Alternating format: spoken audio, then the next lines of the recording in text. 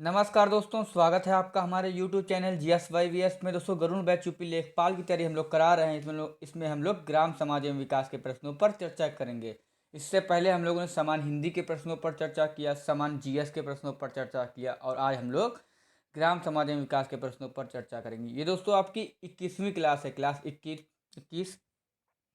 इसके बाद दोस्तों हम लोग कोशिश करेंगे 1 तारीख से आप सभी के बीच लेखपाल को थोड़ा रोक करके, जो हम लोग प्रश्न करा रहे हैं यूपी लेखपाल के, उसको रोक करके और ग्रुप डी और NTPC की तैयारी हम लोग स्टार्ट करने जा रहे हैं दोस्तों। और कुछ बड़ा करने जा रहे हैं। और दोस्तों एक चीज़ और इसमें करने जा रहे हैं हम लोग कि चैनल का नाम हम लोग चेंज करने की सोच रहे हैं। कि आप लोग बहुत से दोस्तों ने हमें बताया है कि क्या कहते हैं कि आपके चैनल पर यूट्यूब पर सर्च करने पर आपका नाम दिखता नहीं है जल्दी। इसलिए हम लोग सोच रहे हैं कि यूट्यूब का अपना चैनल का नाम चेंज कर दें। दोस्तों आई होप आपको सब कुछ डाउट क्लियर हो गए होंगे। और 1 तारीख से हम लोग कुछ धमाका स्टार्ट करने जा रहे हैं सभी के बीच। इसी के साथ शुरू करते हैं आज का पहला प्रश्न। दोस्तों अगर अभी तक आपने चैनल को सब्सक्राइब नहीं किया है तो चैनल को सब्सक्राइब कर लें। चैनल का नाम चेंज होने से दोस्तों जो हम लोग पढ़ा रहे हैं उसमें फ़र्क नहीं आएगा, हाँ, लेकिन यह है कि और अच्छा हो जाएगा। ये मैं आपको पूरी पूरी कोशिश करूँगा आप सभी के बीच में। पहला प्रश्न, यदि पंचायत समिति भंग है तो नवनिर्वाचित पंचायत समिति का कार्यकाल कब तक रहेगा?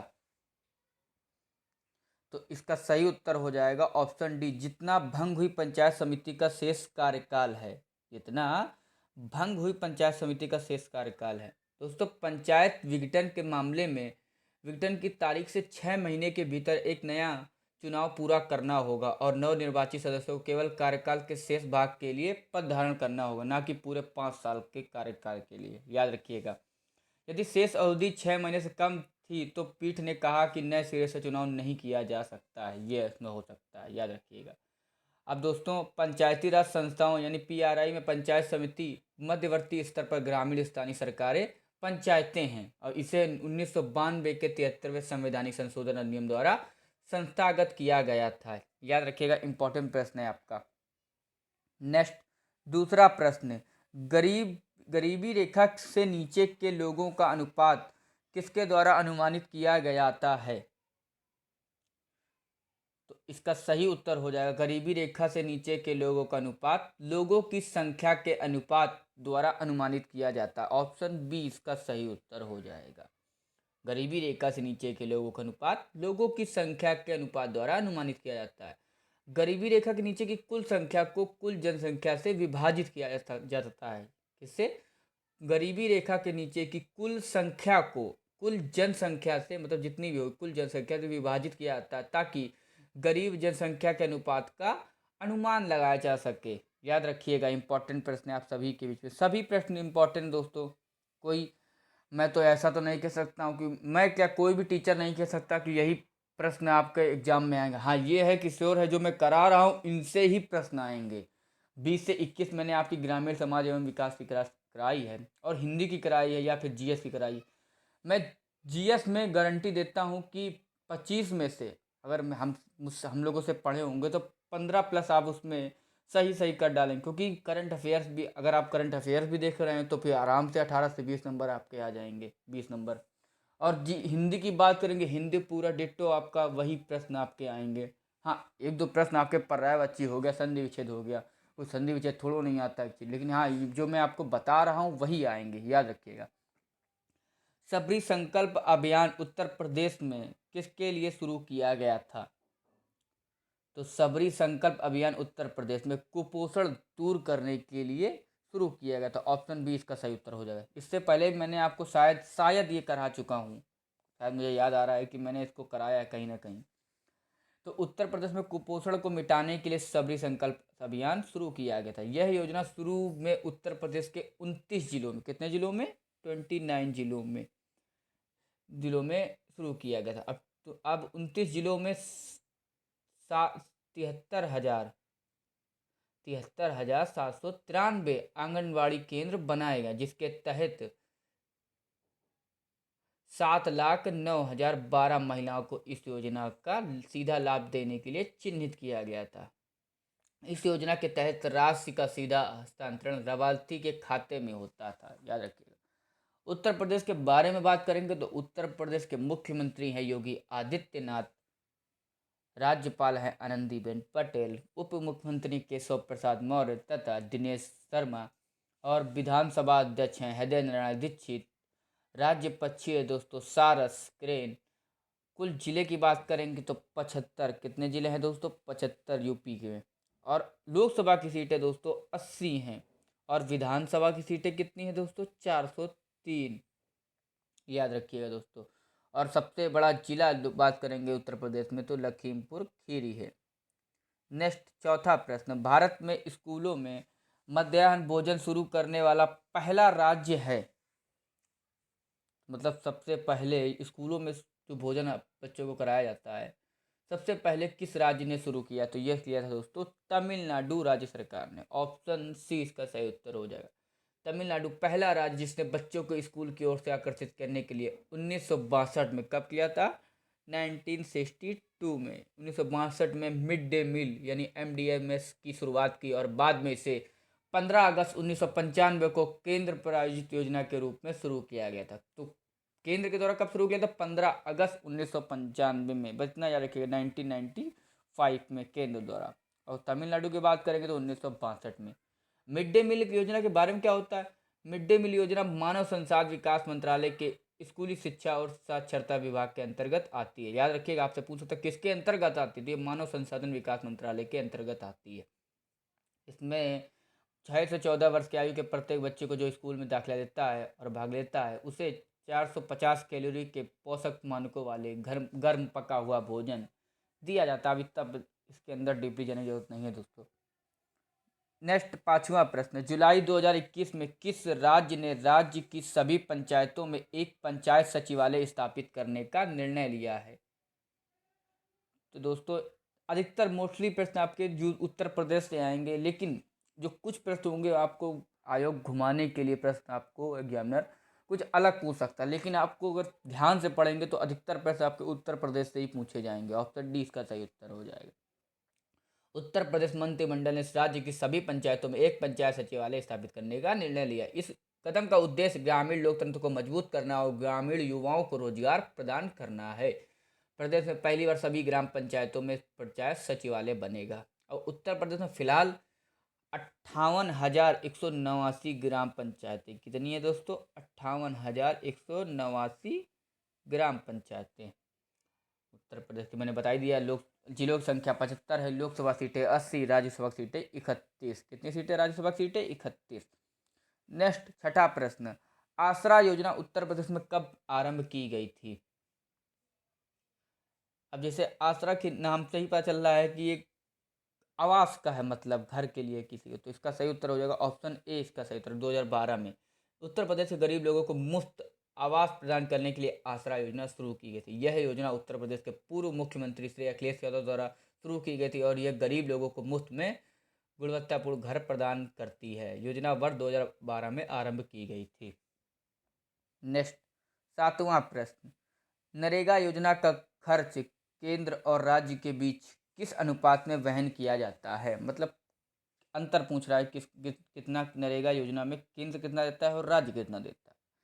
तो यह है दोस्तों ऑप्शन बी, 90%। मतलब मान लीजिए 90 रुपये, मान लीजिए 100 रुपये हैं, 100 रुपये मान लीजिए, सपोज दैट 100 रुपये हैं, 100 रुपये में 90 रुपये केंद्र सरकार देता है और 10 रुपये इसमें राज्य सरकार का वहन होता है, खर्चा होता है, याद रखिएगा। अब नरेगा की बात करेंगे। नरेगा यानी राष्ट्रीय ग्रामीण रोजगार गारंटी अधिनियम को महात्मा गांधी रोजगार गारंटी अधिनियम 2005 के रूप में भी जाना जाता है। नरेगा का नाम बदलकर मनरेगा महात्मा गांधी राष्ट्रीय ग्रामीण रोजगार गारंटी अधिनियम कर दिया गया है। इसमें नरेगा योजना का खर्च केंद्र और राज्य के बीच 90 और 10 के अनुपात में बांटा गया था।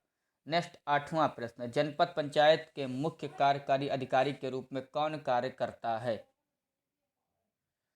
तो जनपद पंचायत के मुख्य कार्यकारी अधिकारी के रूप में दोस्तों राज्य सरकार का एक अधिकारी कार्य करता। ऑप्शन डी इसका सही उत्तर हो जाएगा। राज्य सरकार का एक अधिकारी जनपद पंचायत के मुख्य कार्यकारी अधिकारी के रूप में कार्य करता है, और जनपद पंचायत के मुख्य कार्यकारी अधिकारी को जनपद पंचायतों से जुड़े सभी विकासों और कार्यों के त्वरित निष्पादन के लिए नियुक्त किया जाता है।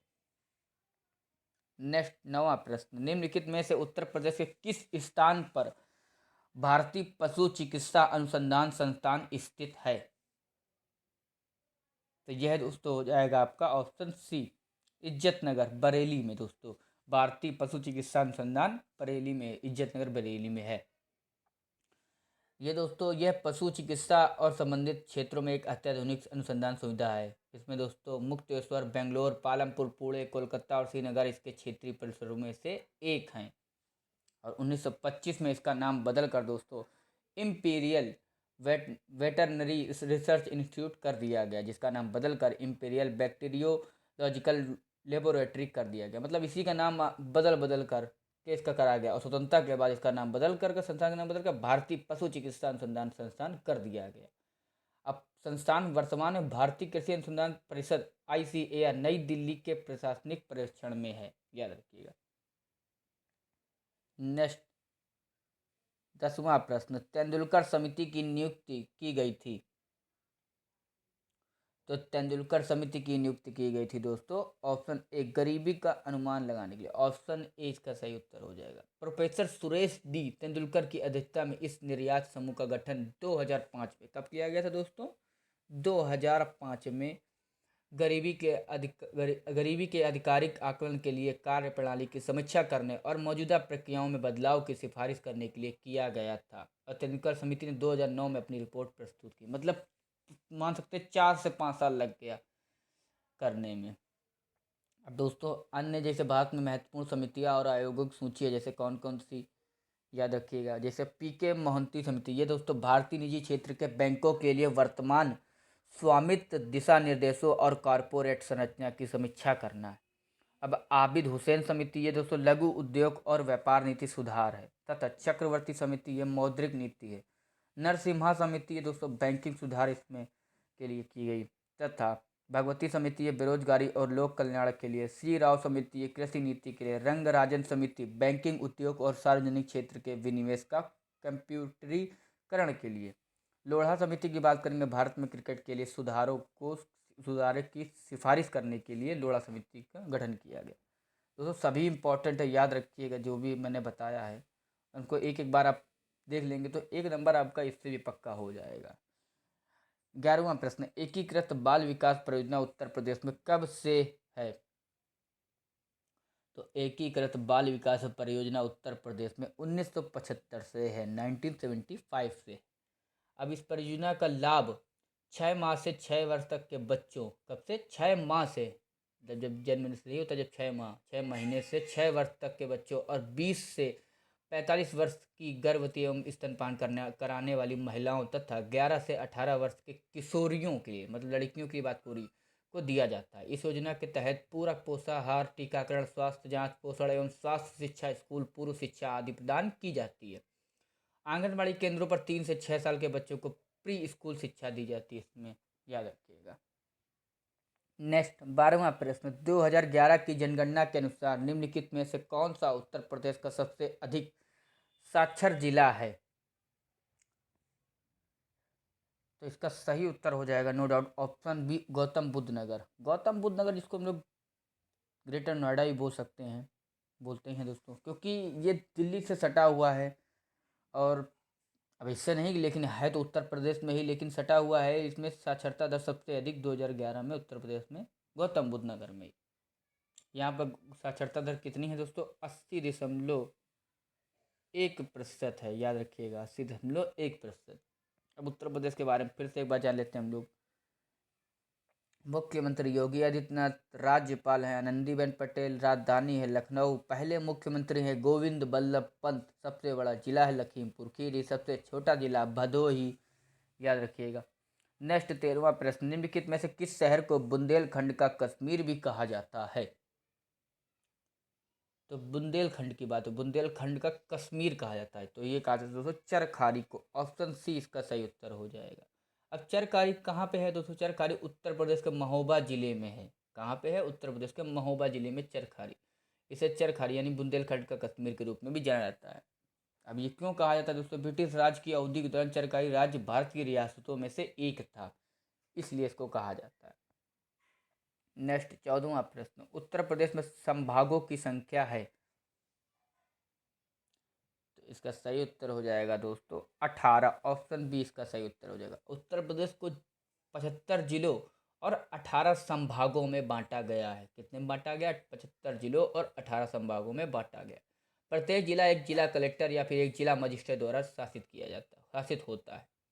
अब उत्तर प्रदेश में साक्षरता दर की बात कर ले पूरी उत्तर प्रदेश की, तो ये हो जाएगी दोस्तों 67.68%। याद रखिएगा 67.68% साक्षरता दर है। यहाँ पर नृत्य की बात करेंगे उत्तर प्रदेश में कौन कौन से नृत्य होते हैं? चरकुला, ख्याल, रासलीला, नौटंकी आदि यहाँ पर नृत्य होते हैं। नेक्स्ट 15वां प्रश्न, उत्तर प्रदेश विधान परिषद किस अधिनियम द्वारा लागू हुई? तो उत्तर प्रदेश विधान परिषद जो कि दोस्तों भारत सरकार अधिनियम 1935 द्वारा लागू हुई। ऑप्शन डी इसका सही उत्तर हो जाएगा। अब उत्तर प्रदेश में विधान परिषद और विधानसभा दोनों ही है, याद रखिएगा दोस्तों। बहुतों को नहीं पता होगा, उत्तर प्रदेश में विधान परिषद और विधानसभा दोनों ही। इसका मतलब हम कह सकते हैं कि ये एक द्विसदनी विधायिका है, जहाँ पर दोस्तों दो एक राज्य में दोनों हो। विधानसभा तो होती है सब जगह, विधान परिषद भी हो तो दोस्तों द्विसदनी होता है। तो उत्तर प्रदेश विधान परिषद भारत सरकार अधिनियम 1935 के तहत स्थापित किया गया था। इसका गठन कब हुआ दोस्तों? 1937 में इसका गठन हुआ था। और विधान परिषद की पहली बैठक 29 जुलाई कब हुई थी? 29 जुलाई 1937 को हुई थी। सभापति थे दोस्तों सर सीताराम थे, याद रखिएगा। विधान परिषद के सभापति सर सीताराम थे। उपसभापति बेगम एजाज रसूल थी। अब उत्तर प्रदेश विधान परिषद में सदस्य कितने होते हैं? मोस्ट इम्पॉर्टेंट प्रश्न है दोस्तों। सदस्य होते हैं 100। कितने सदस्य होते हैं? 100 सदस्य होते हैं। इसमें 90 का चुनाव के मतलब प्रक्रिया होता है और 10 नामांकन के द्वारा होता है। नामांकन यानी कि 10 सदस्यों को राज्यपाल द्वारा कला, विज्ञान, साहित्य और सामाजिक सेवाओं के आधार पर नामित किया जाता है। अब जो 90 का चुनाव होता है वो जनता के द्वारा नहीं होता, जो विधायक चुनते हैं या फिर शिक्षक के द्वारा, बहुत से उसमें एमएलसी बनते हैं जा करके, शिक्षकों के द्वारा होता है या फिर शिक्षक नहीं, जितने भी विधायकों द्वारा चुना जाता है उनके द्वारा दोस्तों ये चुने जाते हैं एमएलसी। अब और भी है जैसे आपके, अब 90 सदस्यों में बात करेंगे तो 38 सदस्य विधानसभा द्वारा चुने जाते हैं, 36 सदस्य स्थानीय निकाय द्वारा चुने जाते हैं। देखिए आपको पूरा मैं बता दे रहा हूँ, 90 सदस्य में कितने क्या होते हैं? 38 सदस्य 38 विधानसभा द्वारा चुने जाते हैं, 36 सदस्य स्थानीय निकाय द्वारा चुने जाते हैं, 8 सदस्य शिक्षकों द्वारा चुने जाते हैं और 8 सदस्य स्नातक द्वारा चुने जाते हैं। और उच्च सदन के रूप में विधान परिषद राज्य विधानमंडल का एक स्थायी सदन है। मतलब जैसे आपको राज्यसभा की बात करेंगे, नहीं देखा होगा आप, राज्यसभा एक स्थायी सदन है जिसको कभी भंग नहीं कर सकते हैं। और वैसे ही आपका उच्च सदन में आपका विधान परिषद आ जाता है जिसको कभी लोग भंग नहीं कर सकते। वर्तमान में भारत में देश के 6 राज्यों में, कितने राज्यों में दोस्तों? 6 राज्यों में। कौन कौन से राज्य हैं जिसमें विधान परिषद हैं? आंध्र प्रदेश, याद रख लीजिएगा, एक इम्पॉर्टेंट प्रश्न है आपका। आंध्र प्रदेश, बिहार, कर्नाटक, महाराष्ट्र, तेलंगाना और उत्तर प्रदेश। कितने हो गए? 6 प्रदेश। आंध्र प्रदेश, बिहार, कर्नाटक, महाराष्ट्र, तेलंगाना और उत्तर प्रदेश। अब संविधान के अनुच्छेद 169, 171 और 171 दो में विधान परिषद के गठन और संरचना से संबंधित प्रावधान है। बचना याद रखिएगा। एक चीज़ और याद रख लीजिएगा इसी में कि अनुच्छेद 169 में राज्य में विधान परिषद के उन्मूलन या निर्माण का प्रावधान है। आप समझ गए होंगे दोस्तों। नेक्स्ट 16वां प्रश्न, निम्नलिखित में से कौन सा नृत्य रूप उत्तर प्रदेश से संबंधित नहीं है? दोस्तों नृत्य जितने भी प्रश्न नृत्य बनते हैं और जितनी भी जातियां हैं उत्तर प्रदेश में, सभी को याद रख लीजिए। और कितने जिले, कौन छोटा कौन बड़ा, या फिर जितने जो भी जिले से आते हैं प्रश्न, सभी को याद रखें। इंपॉर्टेंट प्रश्न है सभी। इसका सही उत्तर हो जाएगा लाहो। लाहो जो कि दोस्तों उत्तर प्रदेश से संबंधित नहीं है। अब उत्तर प्रदेश की संस्कृति दोस्तों बहुत जीवंत है। अब उत्तर प्रदेश में नृत्यों को मोटे तौर पर दोस्तों शास्त्रीय और लोक नामक 2 श्रेणियों में वर्गीकृत किया जा सकता है। पहले समूह में दोस्तों कथक शामिल है, जबकि बाद में इसकी सूची में चरकुला, कर्मा और दादरा है। और इसमें दोस्तों आपका लाहो की बात करें, जो लाहो हम लोग ने बताया, लाहो आपका नृत्य मेघालय का है। कहाँ का है? मेघालय का। यह बेहदी नलखन उत्सव के दौरान मनाया जाता है। किस मनाया जाता है? बेहदी नखलम उत्सव के दौरान किया जाता है। ये पुरुषों और महिलाओं द्वारा किया जाता है। नेक्स्ट 17वां प्रश्न, निम्नलिखित में से कौन सा कृषि विश्वविद्यालय उत्तर प्रदेश में नहीं है? तो उत्तर प्रदेश में नहीं है वो दोस्तों हो जाएगा जीबी पंत कृषि और प्रौद्योगिकी विश्वविद्यालय, ऑप्शन सी, जो कि उत्तर प्रदेश में नहीं है। बाकी आपके तीनों है, बांदा कृषि और प्रौद्योगिकी विश्वविद्यालय, रानी लक्ष्मीबाई कृषि केंद्रीय कृषि विश्वविद्यालय और सरदार वल्लभ भाई पटेल प्रौद्योगिकी विश्वविद्यालय। अब पंतनगर की बात, जीबी पंत की बात हुई है तो पंतनगर विश्वविद्यालय, जिसे जीबी पंत कृषि विद्यालय के नाम से जाना जाता है, भारत का पहला कृषि विद्यालय था, याद रखिए, विश्वविद्यालय था। और ये दोस्तों कहाँ पे है? तो ये है दोस्तों आपका उत्तराखंड में। कहाँ पे है? उत्तराखंड में। जवाहरलाल नेहरू दोस्तों 17 नवंबर 1960 को उत्तर प्रदेश कृषि विश्वविद्यालय की स्थापना की थी। एक और प्रश्न आपका बन गया। अब 1972 में उत्तर प्रदेश के पहले मुख्यमंत्री, राजनेता और भारत रत्न पुरस्कार विजेता पंडित गोविंद बल्लभ पंत के सम्मान में नाम बदलकर गोविंद बल्लभ पंत कृषि और प्रौद्योगिकी विश्वविद्यालय कर दिया गया था। अब ये आपका विश्वविद्यालय उधम सिंह नगर जिले के पंतनगर उत्तराखंड में है, याद रखिए। अब बांदा कृषि प्रौद्योगिकी विश्वविद्यालय, ये दोस्तों उत्तर प्रदेश में भारत में एक विश्वविद्यालय जो कृषि में माहिर है। और सरदार वल्लभ भाई पटेल दोस्तों ये मेरठ में है। तथा रानी लक्ष्मीबाई दोस्तों ये तो आप ऐसे ही जानते होंगे झांसी में, केंद्रीय कृषि विश्वविद्यालय है ये विश्वविद्यालय। नेक्स्ट 18वां प्रश्न, भारत में बनाए गए भू राजस्व रिकॉर्ड ने भूमि उपयोग को वर्गीकृत किया है, मतलब कितने भू राजस्व रिकॉर्ड में किया है? तो ये दोस्तों 9 श्रेणी में है। 9 श्रेणी में भू राजस्व रिकॉर्ड ने भूमि उपयोग को वर्गीकृत किया। कौन कौन से 9 श्रेणी? जैसे कि पहला हो गया वन, एक एक नंबर आपके हैं, ये पहला हो गया, ये दूसरा मान लीजिए, तीसरा मान लीजिए, मतलब सबका अलग अलग, चौथा, पांचवा और छठा। तो पहला हो गया दोस्तों आपका वन, दूसरा हो गया गैर कृषि उपयोग के अंतर्गत क्षेत्र और तीसरा हो गया बंजर और बिना जुताई की भूमि, चौथा हो गया स्थायी चारागार और अन्य चारागार भूमि, तथा पांचवा हो गया विविध वृक्ष फसलें, तथा छठा हो गया कृषि योग्य बंजर भूमि। सातवां हो गया दोस्तों वर्तमान प्रतिभूमि के अलावा अन्य प्रतिभूमि, आठवां हो गया वर्तमान प्रतिभूमि और नवा हो गया दोस्तों शुद्ध कृषि क्षेत्र। आपको ये 9 दे, मतलब 3 दे देगा, इन्हीं में से आपको 3 दे देगा, चौथा कोई और ऑप्शन धर देगा, आपको पूछेगा कि ये इनमें से कौन सा नहीं है, तो आप क्या बता पाओगे? कम से कम ये आपको रटना, पढ़ लीजिए, जिससे आपको पता चल जाएगा कौन कौन से हैं। नेक्स्ट 19वां प्रश्न, 1 हेक्टेयर बराबर कितने एकड़ होता है?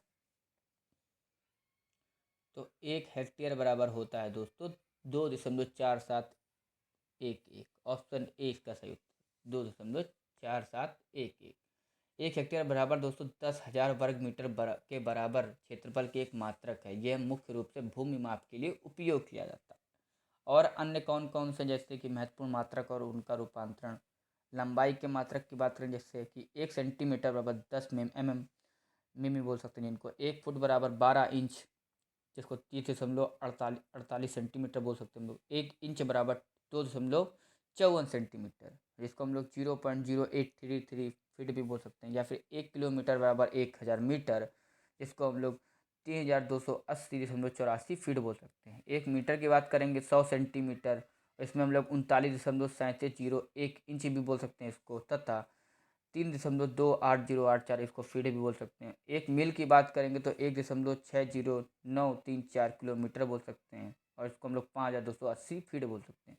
1 यार्ड की बात कर लेंगे 36 इंच, तथा दूसरा हो जाएगा दोस्तों इसमें 0.91444 मीटर भी बोल सकते हैं। 1 एकड़ बराबर 0.407 हेक्टेयर बोल सकते हैं। दोस्तों सभी याद रखिए, एक नंबर आप किसी भी परीक्षा में, मैं ये नहीं कह रहा हूँ कि एक ही परीक्षा में, किसी भी परीक्षा के लिए इंपॉर्टेंट प्रश्न है आपके, और वैसे भी आपको आना चाहिए दोस्तों। उत्तर प्रदेश में बक्सा जनजाति कहाँ रहती है?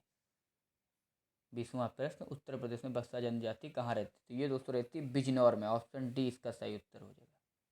ऑप्शन डी इसका सही उत्तर हो जाएगा। उत्तर प्रदेश में बक्सा, इसमें दोस्तों बक्सा है, बुक्सा नहीं दोस्तों, बक्सा है। बक्सा जनजाति की आबादी लगभग 4,367 है। और भारत में उत्तर प्रदेश राज्य द्वारा मान्यता प्राप्त 2017 में अनुसूचित जनजाति निम्नलिखित कौन कौन सी? अगरिया, जो कि सोनभद्र जिले में। दोस्तों ये सभी इंपॉर्टेंट है, आपसे पूछ सकता है कि ये मान लीजिए आपसे पूछ लिया भुइया या फिर भुइया, दो भी बोल दो, जो भी बोल दे, ये किस जिले में? तो सोनभद्र जिले में, याद रखिएगा दोस्तों। ऐसे ही प्रश्न आपसे डायरेक्ट पूछ सकता है।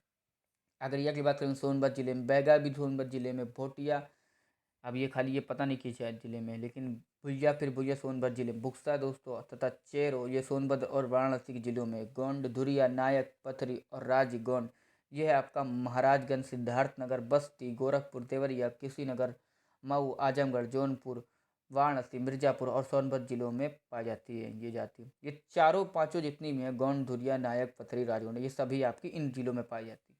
जौनसारी तथा खरवार खेरवार जिसको बोलते हैं लोग, देवरिया, बलिया, गाजीपुर, वाराणसी और सोनभद्र जिलों में पाई जाती है। पंखा या फिर पनिका ये सोनभद्र और मिर्जापुर जिलों में पाई जाती है। परहिया ये दोस्तों सोनभद्र जिले में पाई जाती है। पटारी की बात करेंगे, ये भी सोनभद्र जिले में। राजी तथा सहरिया ललितपुर जिले में। दोस्तों अगर ना भी आए तो आपको अगर सोनभद्र लगे 90% आपका सोनभद्र हो जाएगा। आई होप दोस्तों आपको वीडियो अच्छी लगी हो। अगर अच्छी लगे तो इसको लाइक करें, कमेंट करें एंड प्लीज़ चैनल को सब्सक्राइब करें। धन्यवाद।